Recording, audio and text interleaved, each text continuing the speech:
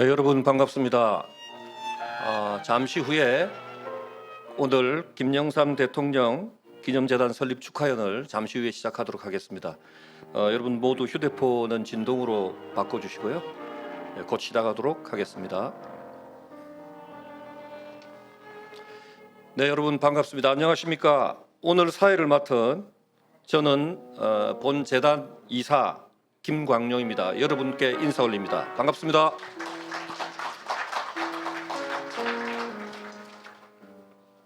지금부터 재단법인 김영삼 대통령 기념재단 설립 축하연을 여러분의 힘찬 박수로 시작하겠습니다. 제일 먼저 국민 의례가 있겠습니다. 모두 자리에서 일어나 정면 국기를 향해 주시기 바랍니다. 국기에 대하여 경례!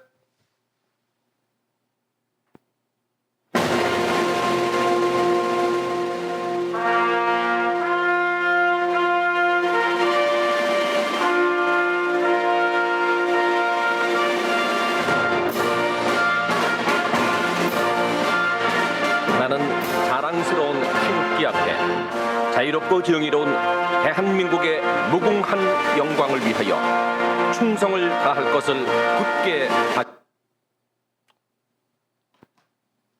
바로 모두 자리에 앉아주시기 바랍니다. 다음은 김영삼 대통령님의 위대한 삶을 재조명할 수 있는 영상 상영이 있겠습니다. 여러분들 모두 그때의 그 감동으로 함께 가보시도록 하겠습니다.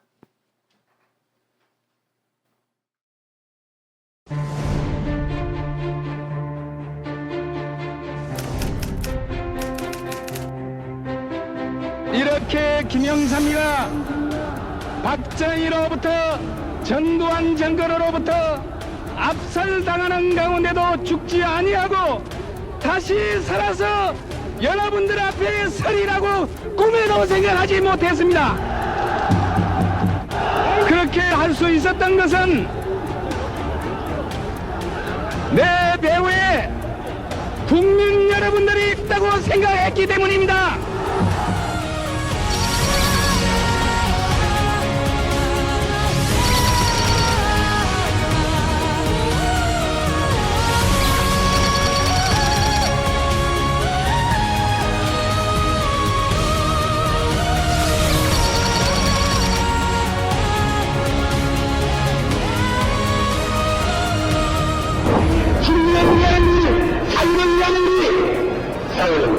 상대가 떨어지지 않는 싸움입니다.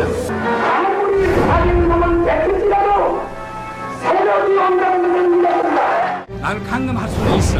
그러나 내가 가려고 하는 민주주의의 길은 말이야. 내 양심을, 마음을 이 전두환이가 뺏지는 못해.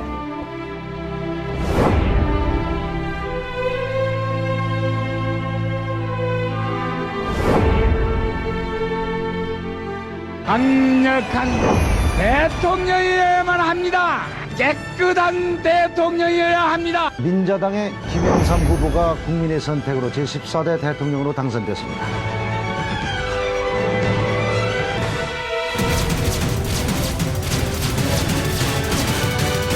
저는 국민이 일하는 현장, 기쁨과 고통이 있는 현장에 함께 있을 것입니다.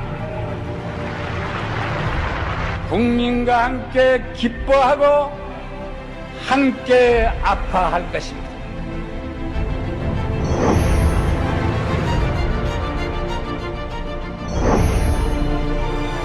국무위원 여러분께서도 가능한 빠른 시일 내에 양심에 따라 재산을 공개해 주기 바랍니다.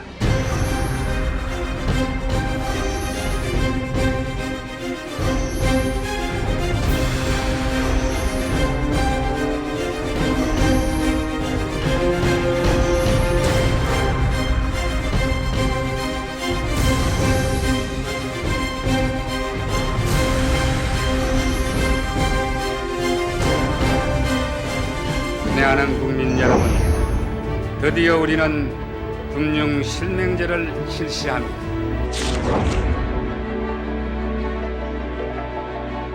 가장 많은 사람이 좋은 방향으로 변했다고 답한 것은 대통령이었습니다. 전체의 82.1%가 긍정적인 평가를 내렸으며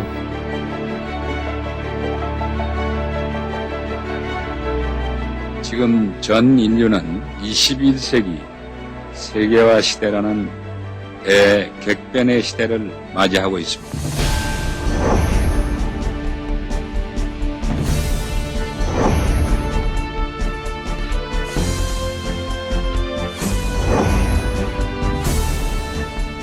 한국은 초고속 정보통신 사업에 2015년까지 모두 600억 달러를 투자할 계획입니다.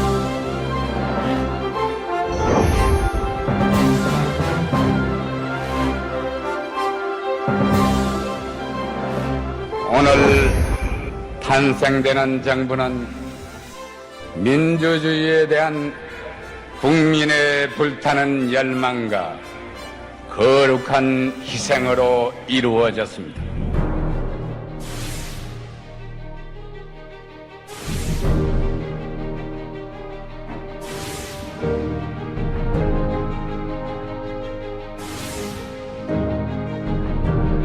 위대한 민권의 승리, 민주주의의 승리의 만세를 우리 국민과 함께 부를 수 있는 날이 온다는 것을 믿읍시다, 여러분.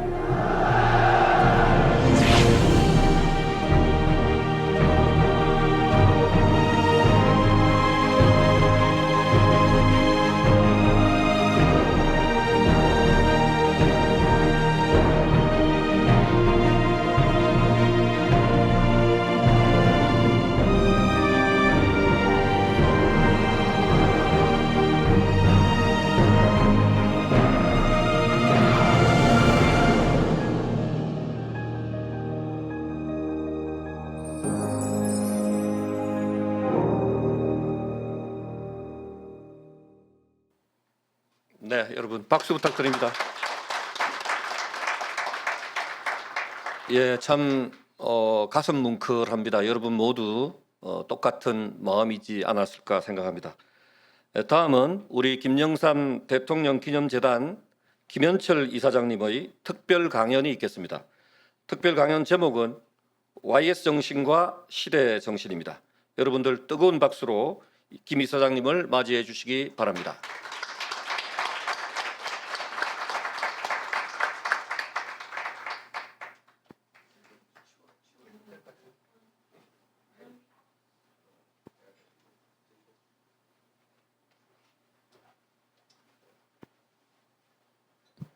안녕하십니까. 반갑습니다. 김현철입니다. 오늘 이렇게 사실은 오늘 이렇게 여러분들을 뵙게 되니까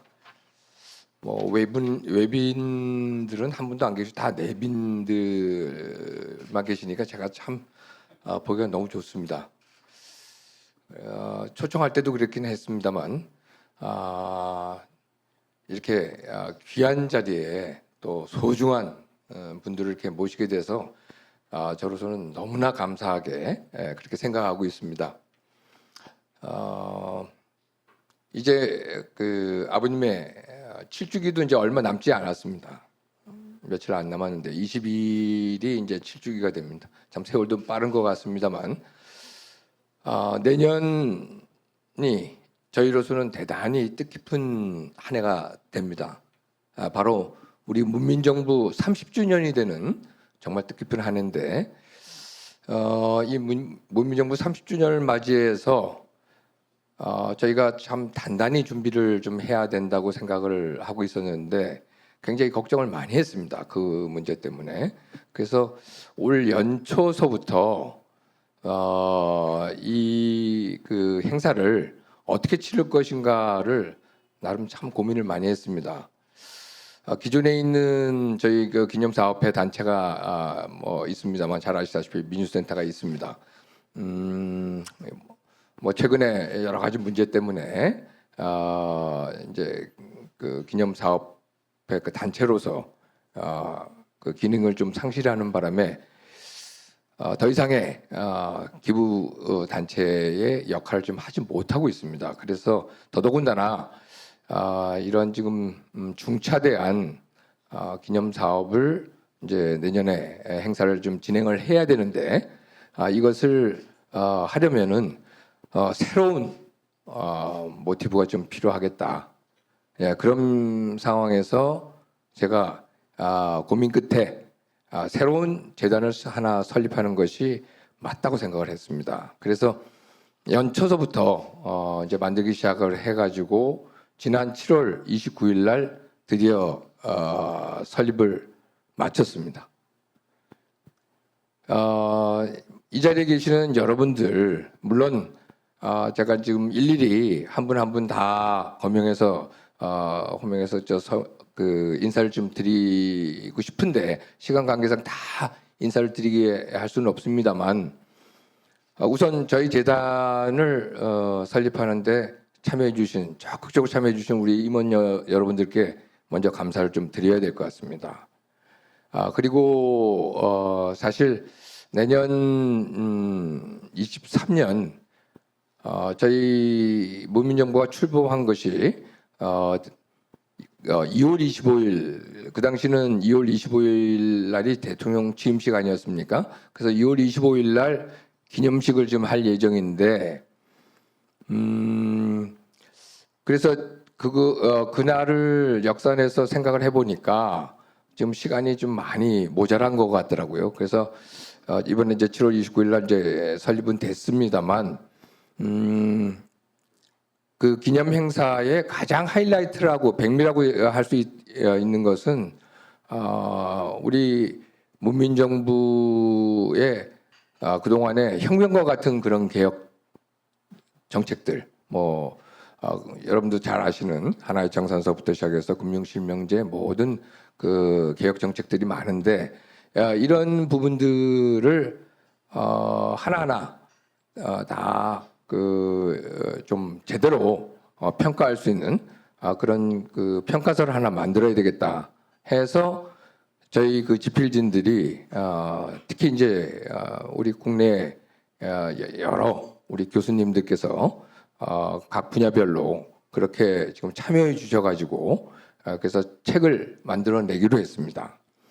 그래서 내년 2월 25일 행사에 그 책을 출판한 책들을 그 행사에 참여하시는 모든 분들에게 좀 선사하는 걸로 이렇게 하는 것인데 사실 저는 그 책에 굉장히 기대를 많이 하고 있습니다.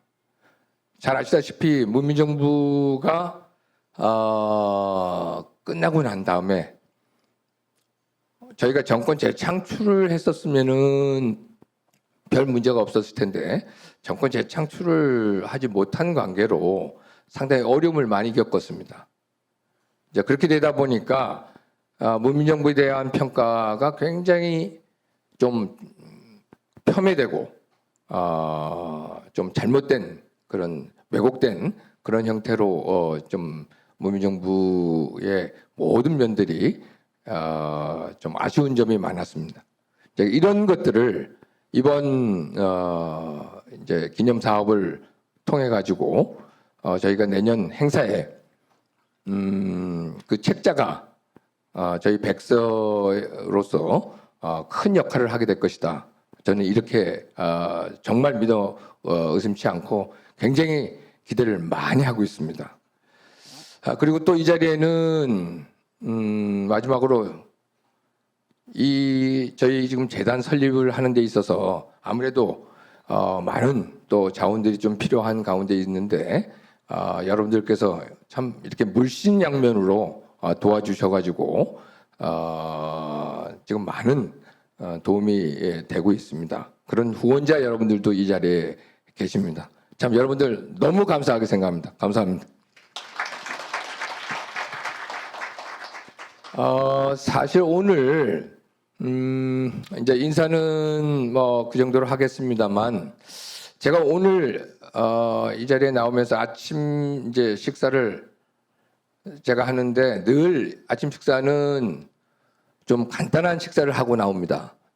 선식에다가 이렇게 계란 그 달걀 요리를 하고 나오는데 오늘 달걀이 예상과 다르게 쌍란이 하나 올라왔어요. 그래서 야 이거 뭐 오늘 우리 행사를 좀 축하하려고 하나 보다. 그리고 또 뭔가 좀 잘 되려고 하나 보다 하는 그런 생각이 좀 들었습니다만 아무튼 저는 사실 이번 저희 아버님 기념재단 김영삼 대통령 기념재단이 만들어지고 난 다음에 요즘은 제가 너무너무 기쁩니다.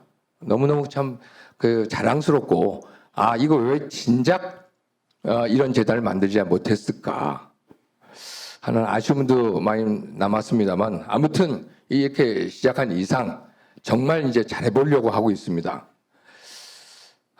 그리고 이제 오늘 이 자리에 사실은 이 장소는 여러분도 잘 아시다시피 이제 프레스 센터인데 외신 기자 클럽인데 처음부터 이제 이 장소를 선택하려고 했던 건 아니었습니다만 사실은 잘 아시다시피 이 프레스 센터 이 외신 기자 클럽은 과거의 권위주의 정권 시절 때서부터 언론의 탄압을 받고 또 언론이 굉장히 좀 어려움이 많이 있을 때 특히 그 언론을 트여주는 그런 역할을 하는 것이 바로 이 외신 기자 클럽에서의 외신 기자들의 역할이었습니다. 그래서 우리 정치인들이 특히 야당권에 있었던 그 당시에 참 어려운 시절에 야당권에 있었던 그 정치인들이 기자회견을 한다든지 정견 발표를 한다든지 이런 식으로 활용했던 그런 장소가 또 여기 외신 기자 클럽입니다. 한 가지 뭐 예를 들어서 저희 아버지하고 연관된 부분을 말씀드린다면은 유신이 이제 거의 극에 달하고 막바지에 갈 때 그때가 이제 79년 6월 11일로 제가 기억을 하는데 그 당시에 아버지께서 여기서 심각한 연설을 하셨어요. 그때는 카터 대통령이 며칠 후에 순방을 우리 대한민국에 하게 돼 있었습니다. 그걸 앞두고 며칠 앞두고 아버지께서 이제 연설을 하신 겁니다. 그 연설의 내용이 뭐 좀 여러 가지가 긴 내용도 있었습니다만 핵심적으로 딱 두 가지만 말씀을 드리면은 간단히 얘기해서 미국이 지금 독재 정권을 좀 돕지 마라, 협조하지 마라, 말아달라 하는 그런 취지의 내용이셨고 또 한 가지는 사실 그 당시로서는 북한 얘기를 한다는 것이 정부 인사 외에는 특히 대통령이 그 당시 박정희 대통령이죠. 박정희 대통령이 하는 뭐 얘기 외에는 다른 정부 인사들조차도 얘기하기가 좀 어려웠어요. 그런데 야당 총재가 김일성하고 만날 수 있다, 용의가 있다 이런 얘기를 한 겁니다. 그러니까 사실 어찌 보면은 그 당시 시대적인 상황 속에서는 폭탄과 같은 얘기를 한 겁니다. 그렇게 해서 결국은 외신을 타고 이제 각 나라 이제 그런 내용들이 전부 다 나갔을 거 아니겠습니까? 국내 언론에는 뭐 대체적으로 거의 나갈 내용도 나가지도 않았지만 그 유신 정권에서 난리가 난 겁니다. 그래서 결국은 뭐 이 상위 군경들이나 뭐 이런 사람들을 동원해 가지고 저희 상도동이 아수라장이 되고 막 그랬었습니다. 그런 기억이 지금 나는데요.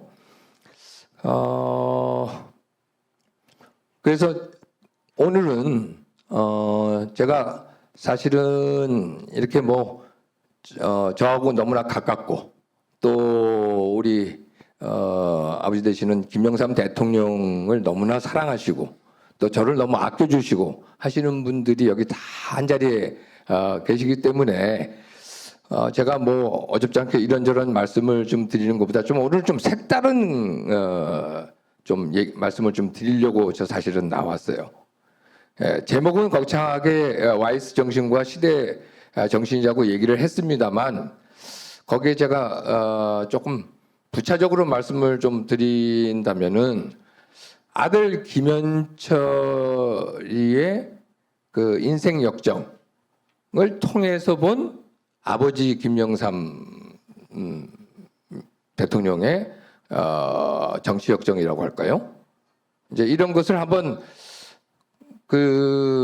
뭐 전체를 아까 영상에서도 보셨다시피 저희 아버님을 한번 이렇게 담으려면은 역사가 50년 이상 되는 역사이기 때문에 그렇게 쉽게 담아지지가 않습니다. 그래서 저는 오늘 시간도 많지 않기 때문에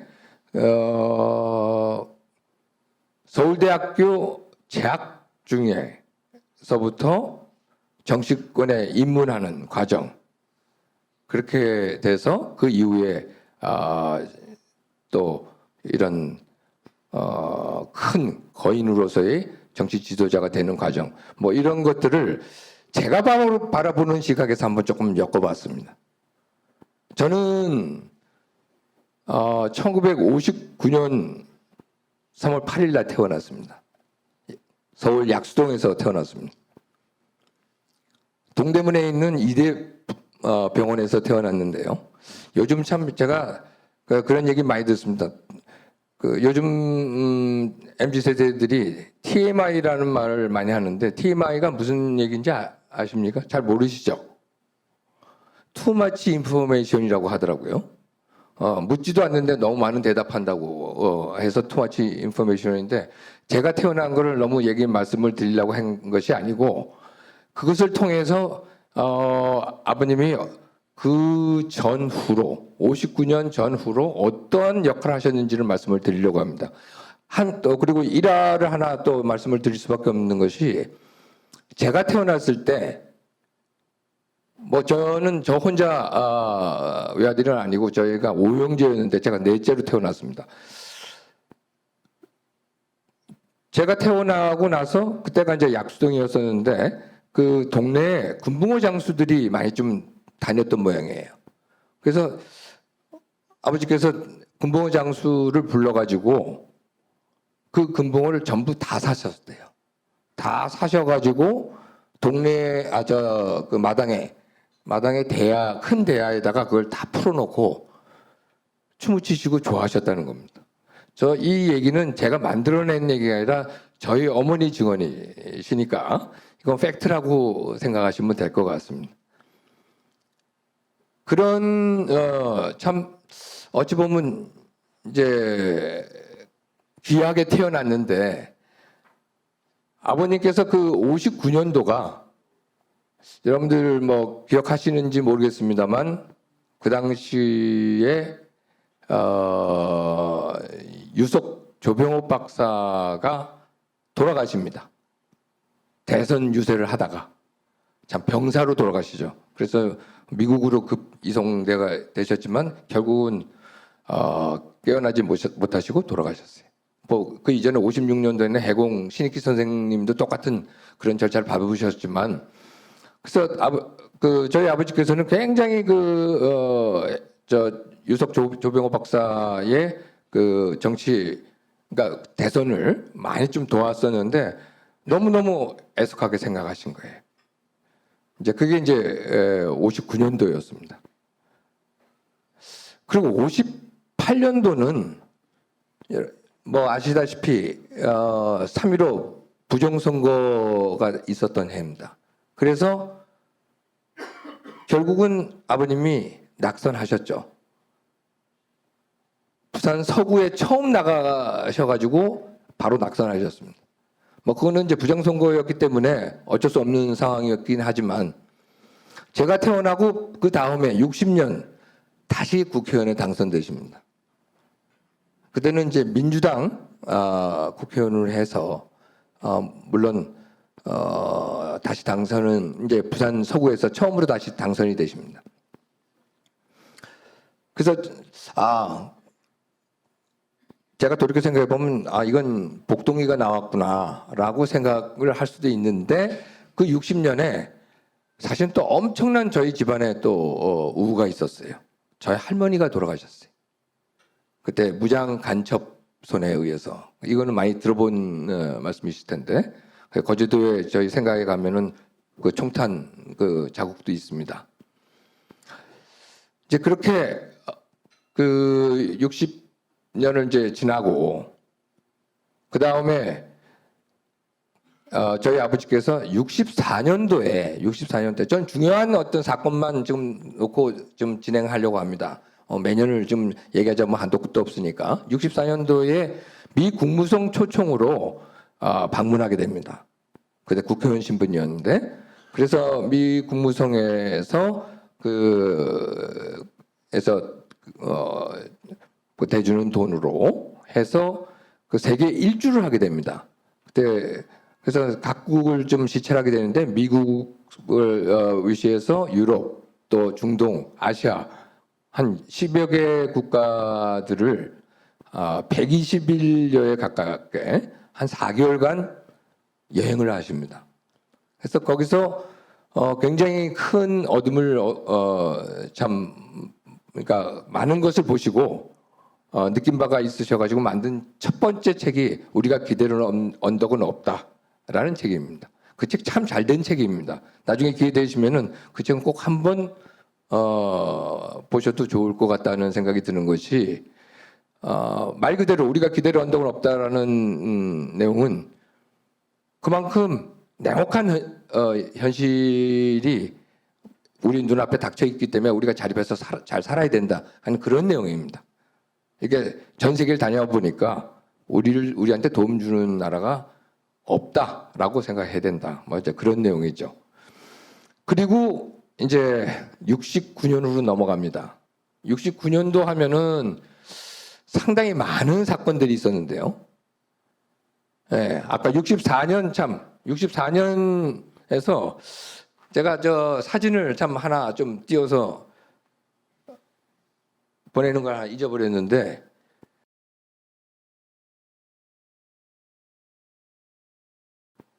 저입니다. 예. 근데 저 참 기가 막힌 모습인데 제가 약수동에서 제가 한 4살 5살쯤 됐을 때 같은데 고무신을 신고 있고 저 긴 양말을 스타킹처럼 올리고 반바지에 입고 저러고 있는데 끼고 있는 책이 있습니다. 저게 존 F 케네디의 자서전입니다.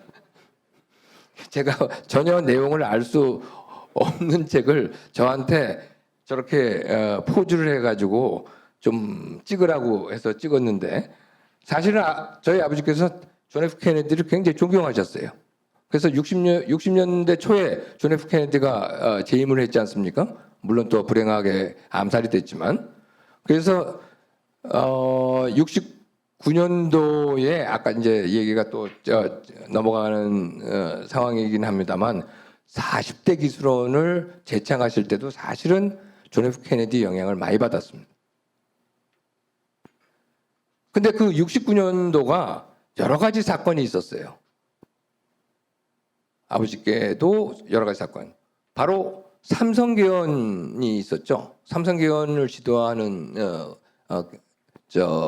개헌 시도가 있었는데 그것을 저지하기 위해서 무척 애를 쓰셨지만 뭐 그게 결국 무의로 돌아갑니다. 그렇게 돼서 아버지께서 초산 테러를 또 당하시죠. 중앙정보부에 의해서. 그게 69년도입니다. 바로 그 해 저는 또 어떻게 됐느냐. 저도 굉장히 고난스러웠어요. 제가 국민학교 지금 초등학교라지만 국민학교 4학년 때인데 제가 굉장히 체구는 작지만 힘은 아주 좋았던 모양이에요. 그래갖고 씨름을 하는데 그 한 반에 60명을 제가 다 물리쳤습니다. 이거는 다 팩트니까 나중에 다 확인해 보셔도 60명을 제가 진짜 제가 생각해도 참 장서였던 것 같아요. 그렇게 해서 그 씨름을 하고 난 다음에 그날 집에 들어와서 바로 혈뇨를 보고 신장염이 걸립니다. 그렇게 돼서 병원에 입원을 하게 돼서 1년을 고생을 해요. 근데 여기서 저희 아버지께서 대단히 또 큰 실수를 한번 해주세요. 이런 지금 아까 말씀드린 삼성계원인이 또 초산 테러를 당하고 계셨으니까 얼마나 정신이 없으셨겠습니까? 그래도 그렇지 아들이 신장염으로 다 죽어가는데 좀 좋은 병원을 좀 말씀해 주셔야 되는데 그때 그 당시 국립의료원 메디컬 센터에 저를 입원시켜 주셨어요. 좋은 병원이죠. 근데 그 병원은 콩팥 관계된 이 신장염 전문이 아니라 심장병 전문의가 그 전공이었어요. 그래서 그분도 처음에는 제가 심장이 안 좋아서 들어왔는지 알고 그랬었는데 결국은 제가 거기서 1년 동안 입원하고 휴학까지 했는데도 불구하고 낫지도 못하고 그냥 나왔습니다. 나중에 아버지께서 어머니께서 그 말씀하셨죠. 아무리 그래도 그렇지 그 심장병하고 신장염하고까지 헷갈릴 수가 있느냐 그런 말씀도 하셨습니다만 아무튼 저는 죽다 살아났었습니다. 그리고 이제 그 이후에 유신이 이제 발의가 되고 유신 이제 그 헌법이 이제 통과되고 70년대는 암흑의 시대였죠. 암흑의 시대였는데 저는 그때 이제 중고등학생이 됩니다. 그때는 제가 나름 학교 생활을 열심히 한 모양이에요. 뭐 특별한 일이 없었어요. 아버님과 접점도 별로 없었던 것 같고 결국은 80년대로 넘어갑니다. 저 사진은 아버님이 83년 연금이 해제되시고 난 이후에 저희 지금 맨 오른쪽이 저희 할아버지십니다. 저 할아버지께서 이제 서울에 올라오시고 여기 상도동입니다 지금. 그래갖고 좀 그 축하하는 그런 자리죠 저기가. 그래서 80년대 들어와서 뭐 아버님께서도 또 이렇게 경랑 속에서 이런 단식 투쟁까지도 하시고 연금 3년 기간 동안에 굉장히 고초를 많이 당하시죠. 그렇게 하시는 동안에 저는 또 그러면 어떻게 됐느냐? 저도 굉장히 고난을 많이 당했어요. 제가 쓸데없이 그때는 제가 대학 다닐 때인데 이거 뭐 학교 생활이 이제 불가능하다고 생각을 하고 허구한 날 뭐 데모가 일어나고 했으니까요. 그래서 저 역시도 아예 그러면 이 기회에 그냥 휴학을 해서 군대를 갔다 와야 되겠다. 좀 제가 실수한 것 같습니다. 군대가 그냥 편할 줄 알고 선택을 한 것 같은데 저는 군대가 구타 다음에 10타가 있다는 걸 이번에 그때 처음 알았어요. 정말 평생 맞을 매를 다 맞은 것 같습니다. 저는 이제 현역으로 가지 못하고 보충역으로 갔는데 사실은 지금은 이제 눈이 괜찮습니다만 그때는 눈이 아주 대단히 안 좋았어요. 근데 그럼에도 불구하고 현역으로 끌려갈 줄 알았습니다. 근데 재검까지 받아가면서 보충역을 받긴 했는데 제가 어디에 배치가 됐냐면은 그 당시에는 해군본부 대방동에 있는 해군본부 경비대에 제가 배치되어 됐어요. 거기가 그러니까 해병대 소속이죠.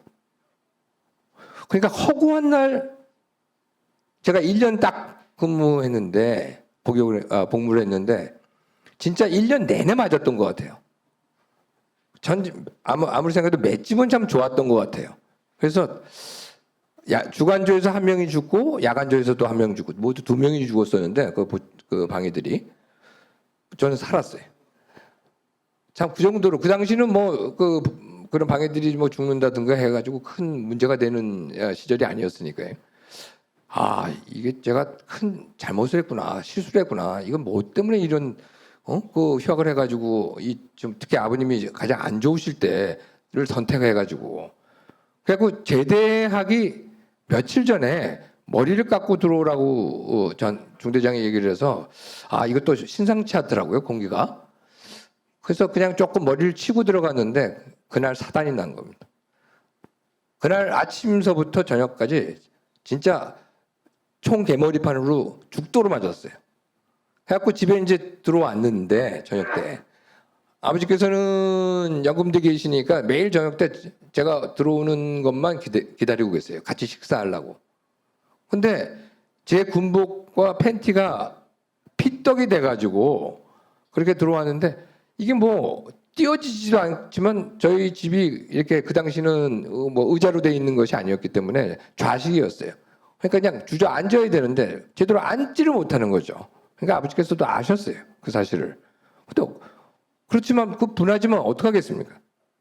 뭐 군대에서 그런 일인데 저도 사실 제대하면은 그 중대장 가만 안 두려고 그랬었는데 막상 제대하고 나니까 또 잊어지더라고요. 그렇게 군대 생활을 마쳤습니다. 잘 마치고 무사히 마치고 그 다음에 이제 마지막 순서로 이제 80년 지나고 나서 이제 90년대로 넘어옵니다. 이 사진은 뭐 아까 저희 상동 비서도 얘기는 했습니다만 하여간 제가 알기로는 아버님이 대통령에 당선되시고 거제도의 생가에 내려가셔서 찍은 사진이 저하고 아주 지금 한박 웃음을 좀 짓고 있지 않습니까? 참 그때가 참 제일 좋았던 것 같아요. 당선자 시절이라는 게 책임은 없고 고난만 있는 뭐 그런 시절이니까 제일 좋았다고 얘기할 수도 있어요. 근데 아무튼 저는 그 당시에 87년 대선 때가 저는 또 생각이 납니다. 대통령으로 이제 출마를 하셨잖아요. 저는 그때 이제 미국에서 유학 갔다가 MBA 마치고 들어와 가지고 취직을 하려고 그랬어요. 취직을 하려고 그랬는데 취직이 안 되는 겁니다. 야당 총재 아들이라고. 그래갖고 그냥 어차피 안 될 거 한번 이 허식술 한번 넣어보자 해가지고 이력서에다가 할아버지 함자 하나, 아버지 함자 하나에서 김홍삼 이렇게 해가지고 부모 나이도 적어서 넣었는데 참 쌍용증권도 허술하더라고요. 그냥 저를 받아줬어요. 그래갖고 제가 국제부에 입사를 했습니다. 그래서 참 어렵사리 참 입사를 하자마자 한 2달밖에 안 됐는데 대통령 선거가 있었어요. 그해 12월 달에. 제가 아버지께서 출마하셨는데 그 직장 생활하고 앉아 있을 수는 없지 않습니까? 그래서 또 할 수 없이 휴직을 하고 아버지를 돕기 시작한 거예요. 뭐 잘 아시다시피 또 87년은 잘 안 됐지 않습니까? 저도 휴직도 복직도 안 되더라고요. 그래서 저까지도 결국 같이 망했는데 그렇게 지내고 나서 이제 모든 것을 정리하고 나서 보니까 오늘 다시 이제 원 제목으로 돌아가겠습니다. YS 정신과 제가 시대 정신 이렇게 좀 거창하게 말씀을 드렸는데 이제 저희 아버님은 원칙은 고수하 절대 원칙 그러니까 불의와 타협하시는 분이 아니잖아요. 하지만 정치는 모름지기 타협과 대화와 타협을 하는 기술이다라고 말씀을 하셨어요. 그래서 그런 것도 실천을 많이 하셨어요. 중간중간에 상당히 좀 어려운 점도 계셨었지만 그러니까 예를 들어서 75년도에 박정희 대통령과 영수회담을 하고 나서 그 영수회담의 결과에 대한 것을 공표를 하지 않고 그냥 그대로 다른 우리 야당 쪽 사람들한테 얘기를 안 하다 보니까 굉장히 오해를 많이 샀습니다. 그럼에도 불구하고 박정희 대통령과 약속한 부분이 있기 때문에 말씀을 안 하셨어요. 그래서 그 다음 총재 그렇죠 경선에서 떨어졌습니다. 이철승 씨한테 76년도에. 그러고 나서 다시 이제 79년도에 신민당 총재로서 다시 이제 부활은 하시지만 저는 YS 정신이라는 것은 바로 그런 원칙은 고수하되 정말 타협과 대안은 항상 포기하지 말아야 된다 하는 그런 기본적인 원칙을 저희 아버지께서는 갖고 계셨어요. 지금 시대정신 얘기를 저희가 하는데 참 지금 보고 있으면은 너무너무 답답합니다. 과거에는 그래도 그런 대화의 문들이 항상 열려 있고 심지어 여야 간에도 체육대회를 통해서도 뭐 야구를 한다든지 축구를 한다든지 외유를 같이 한다든지 뭔가 여야 간에 그런 접점이 있었어요. 그런데 지금은 정말 너무나 극단적인 대치를 하고 있는 상황이어서 한 발짝도 나갈 수가 없습니다. 그러면 이제 이 문제를 어떻게 해결할 것이냐. 실질적으로는 백약이 무효인 것 같이 보여요. 근데 제가 한 가지 제언을 한다면은 글쎄 아버님께서 만약에 살아 계셨다면 어떤 식으로 말씀하셨을지는 모르겠습니다만 제가 현충원에 항상 목요일이 되면은 저 상도동에 어머니 한번 인사드리고 그리고 현충원을 갑니다. 현충원에 가서 저희 아버지하고 좀 대화를 많이 해요. 요새 세상이 이렇게 너무 어지러운데 좀 이거 좀 잘 좀 도와주셔야 되지 않겠느냐. 뭐 답은 없으시지만 분명히 지금 현재의 상황에 대해서 많은 지적을 하셨을 거라고 생각합니다. 지금 국가 원로도 없어요. 과거에 아버님께서 3당 통합을 하셨지 않습니까? 저는 굉장히 3당 통합에 대해서 의미를 크게 부여하는 얘기를 많이 합니다. 그 당시는 정말 군부와 역사적인 대타협을 저는 하셨다고 생각을 해요. 그 당시에 민주화의 온건파인 YS와 군부의 온건파인 노태우 두 분이 역사적인 대타협을 통해서 결국 무혈혁명을 했다. 저는 이렇게 얘기를 하고 싶습니다.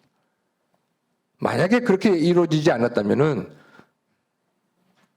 정말 우리나라는 제2의 미얀마가 됐을 수도 있었겠다.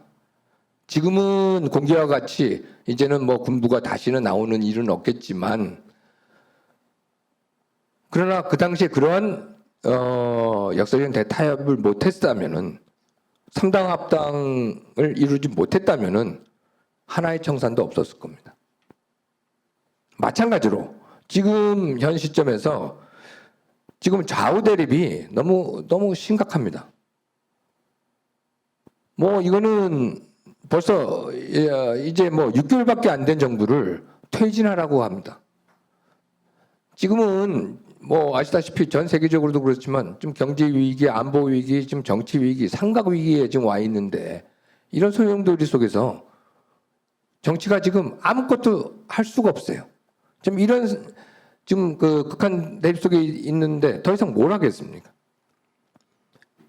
그렇기 때문에 저는 이 얘기를 꼭 하고 싶더라고요. 이번 2024년 이제 뭐 1년 반밖에 안 남았습니다만 총선, 또 2028년 총선, 그 다음에 또 2032년 총선 이렇게 있지 않겠습니까?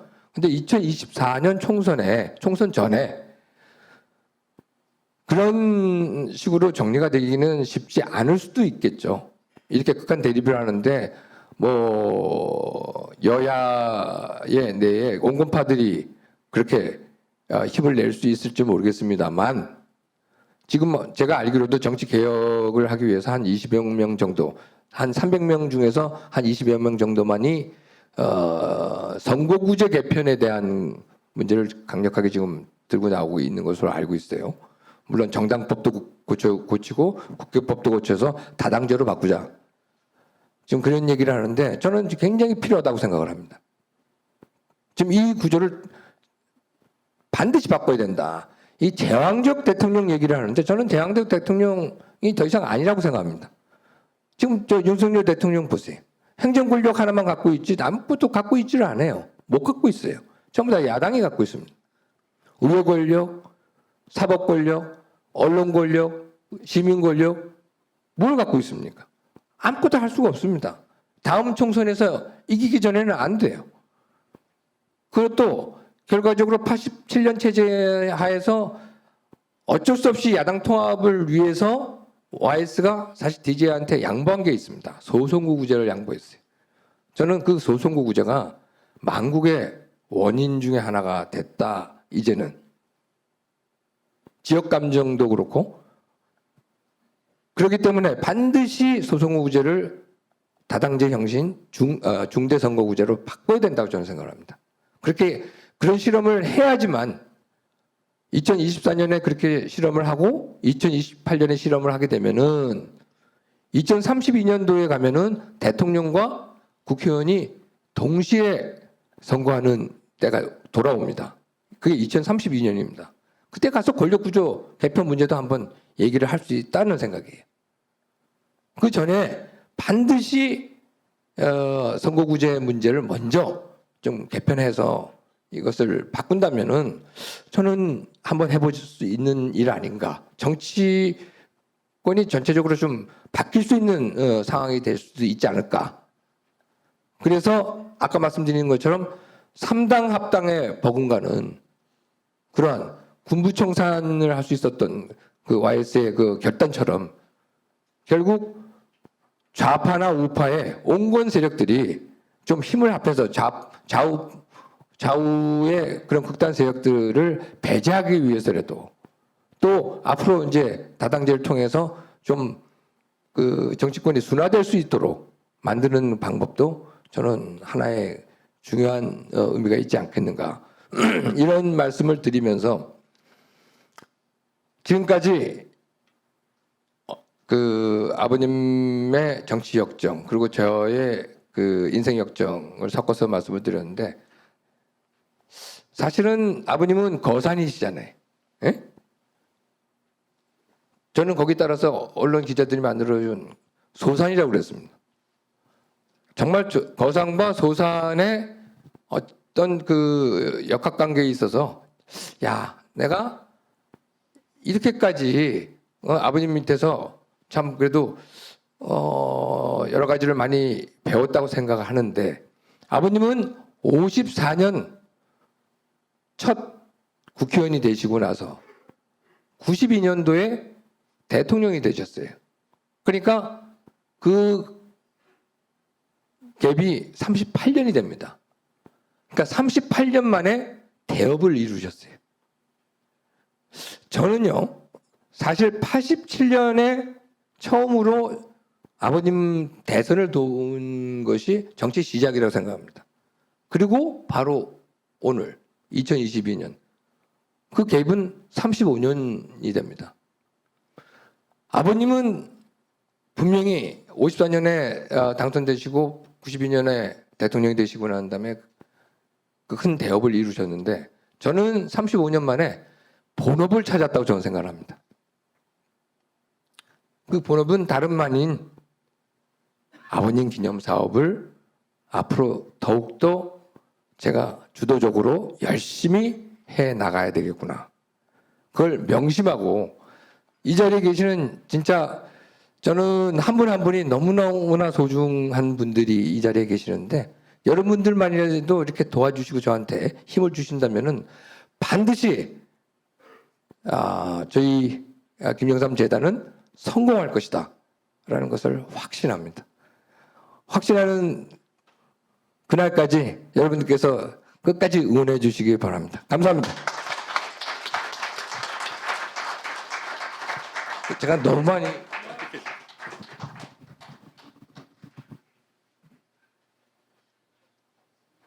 예, 김현철 우리 이사장님의 진솔한 특강 잘 들었습니다. 다음 순서는 그 축하 공연 순서입니다. 미국 오이코스 유니버시티 교수이시고 동국대 인문문화예술 최고의 과정 교수이신 바이올리니스트 여건하 교수님의 멋진 축하 공연이 있겠습니다. 여러분 박수로 맞이해 주십시오.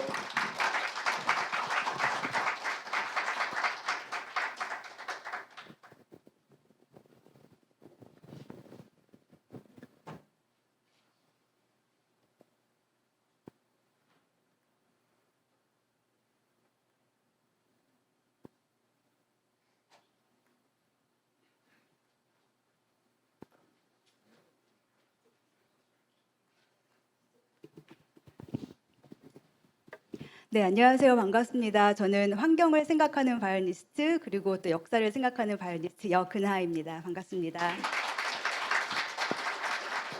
김영삼 대통령께서 녹색 운동했던 거 아시죠? 환경을 생각하면서 운동을 하셨었는데요. 제가 그 정신을 생각하고자 오늘 환경을 생각하는 드레스를 입고 왔습니다. 제가 입은 이 드레스는 바로 페트병, 버려진 페트병을 재활용해서 만들어진 드레스입니다. 네, 그래서 여러분들도 그 녹색 지킴이로서 한 분 한 분 환경을 생각하는 일에 앞장섰으면 좋겠고요. 제가 오늘 세 곡을 준비를 했는데 첫 번째 곡은 여러분들께 인사드리는 의미로 엘가의 사랑의 인사를 연주하겠습니다.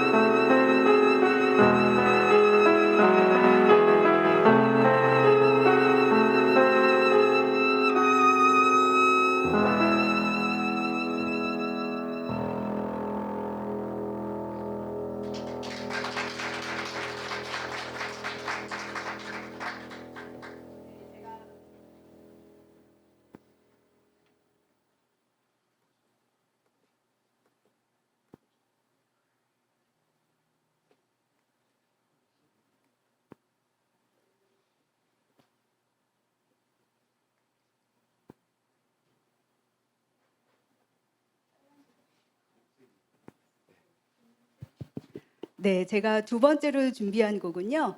10년 전에 우리나라가 1866년에 그 병인양요 때 프랑스 군대가 우리나라로 쳐들어와서 많이 약탈.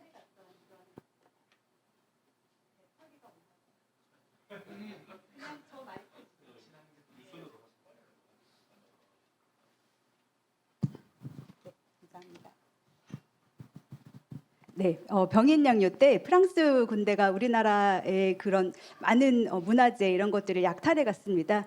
그런 것들이 이제 10년 전에 영구 대여라는 이름으로 우리나라에 돌아왔습니다. 제일 대표적인 예가 외교장각에 있었던 의궤가 돌아왔거든요. 근데 그것을 이제 프랑스에서는 당연히 우리나라에게 반환하기를 원하지 않았습니다. 왜냐하면 지금 이제 프랑스 박물관에 다 전시가 되어 있는데 우리나라에 이걸 이렇게 반납을 해주면 각국 나라들에서 다 우리나라 거 달라, 우리나라 거 달라 하면은 이제 프랑스 박물관에 남는 게 없잖아요. 그래서 프랑스에서 절대 줄 수 없다라고 했는데 김영삼 대통령께서 외교를 아주 잘하셔가지고 외교장각 의궤를 우리나라로 들어올 수 있게끔 해주셨습니다. 그래서 그게 이제 그 2012년도에 이제 반환이 돼가지고 지금 현재 우리나라 국립박물관에 있고요. 그 당시에 이제 프랑스 박물관에서 또 이렇게 발견됐던 것 중에 하나가 또 외교장각 의궤도 있었지만 직지라는 책이었습니다. 그 책 같은 경우는 이제 발견이 되면서부터 예전에는 구텐베르그, 독일의 구텐베르그가 그 금속 활자의 첫 번째라고 세계 최초라고 알려져 있었는데 직지, 우리나라의 그 직지가 금속 활자술 유럽보다 100여 년 먼저 그런 기술이 발달돼 있다는 것이 밝혀졌었죠. 그래서 이제 제가 10년 전에 그런 외교장작 의궤가 우리나라로 돌아온 것을 기념하기 위해서 음악극을 하나 만들었습니다. 그래서 음악극 제목은 145년 만의 위로라는 제목이고요. 그 음악극 맨 마지막에 보면 김영삼 대통령하고 프랑스의 미테랑 대통령 둘이 협상을 하는 그런 장면이 나옵니다. 그래서 그 음악극에서 연주했던 주제곡을 지금 연주를 하려고 합니다. 그 감격적인 순간을 여러분들 느껴주시면 감사하겠습니다.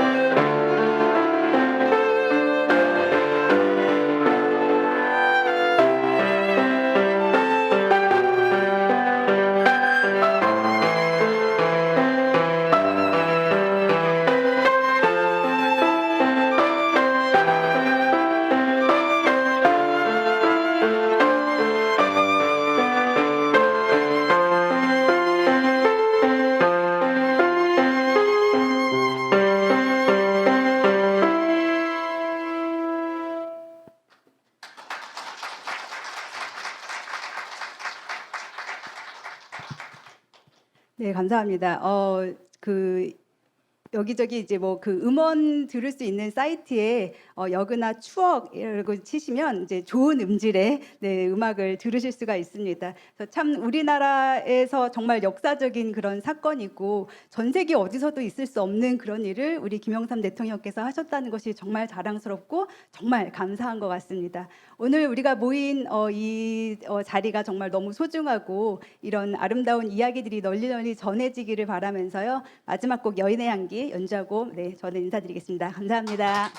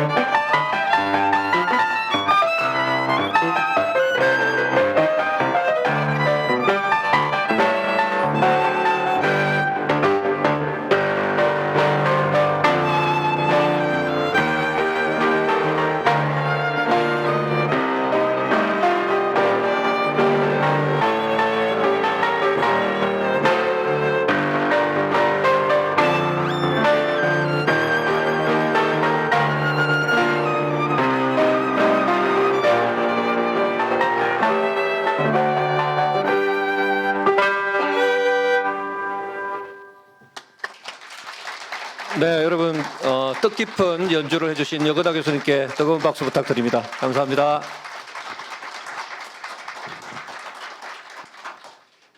이제 그 마지막 순서입니다. 이상으로 김영삼 대통령 기념재단 설립 축하 기념식을 모두 마치도록 하겠습니다. 감사합니다.